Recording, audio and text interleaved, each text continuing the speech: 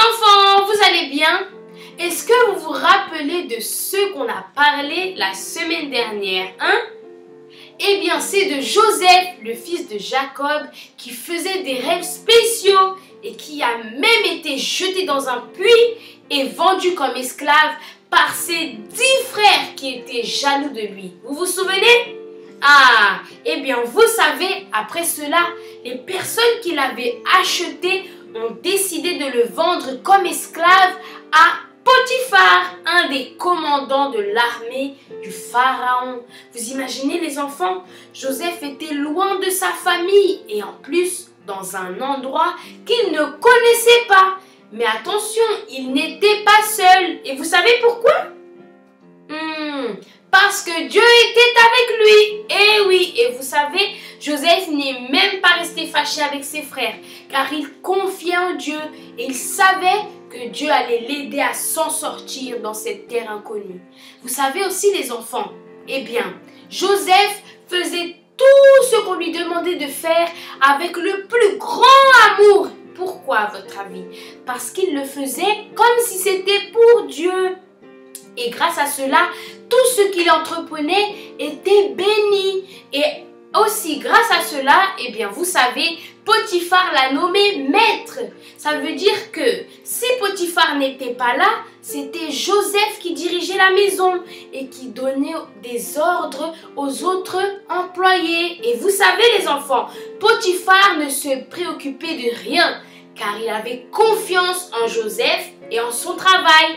Et oui, grâce à lui, toute la maison de Potiphar était bénie car Dieu était avec lui. Et oui, et vous savez, Joseph était un maître génial les enfants.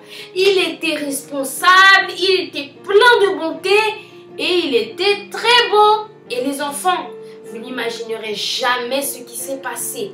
Il était tellement beau que l'épouse de Potiphar voulait devenir son amoureuse. Vous imaginez? Mais Joseph était fidèle à Dieu et il savait que ce n'était pas bien. Alors il n'a pas accepté de déplaire à Dieu, ni à Dieu et ni à son patron. Mais vous savez ce qu'elle a fait?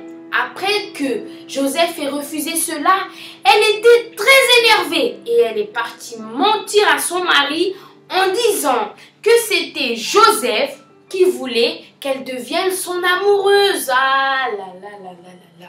Les enfants, quel mensonge! Et vous savez, après cela, Potiphar est resté révolté et il a ordonné que l'on envoie Joseph dans la prison du roi. Et encore une fois, Joseph a été puni sans avoir rien fait. Mais il n'a pas abandonné et il n'est pas resté désespéré car il savait que Dieu était avec lui et qu'il ne le laisserait jamais. Alors, vous voyez les enfants, comme Joseph qui n'a pas abandonné malgré tous les obstacles, vous devez faire, nous devons faire la même chose. Même si tout le monde est contre nous, Dieu est avec nous et c'est ça le plus important. Car tôt ou tard, la volonté de l'Éternel s'accomplira. Vous pouvez en être sûr. Alors, où que ce soit, même si c'est à l'école ou à la maison, si vous vivez des injustices, n'abandonnez pas et ayez confiance en Dieu. Car grâce à ça, Joseph a été grandement béni. Eh oui, vous pouvez en être sûr. Alors, où que ce soit, partout, n'abandonnez pas. Et si vous voulez savoir la suite de l'histoire, à la semaine prochaine les enfants, car Dieu va accomplir ses promesses dans votre vie et dans la vie de nous tous. Mais pour cela, il faut que nous soyons fermes dans la foi.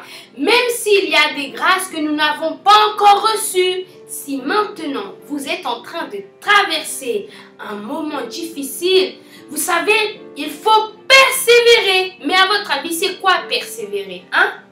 C'est ne jamais abandonner son objectif. Allez, voyons ce qui est écrit dans le texte sacré. Dans le livre d'Hébreux, chapitre 10, versets 35 et 36.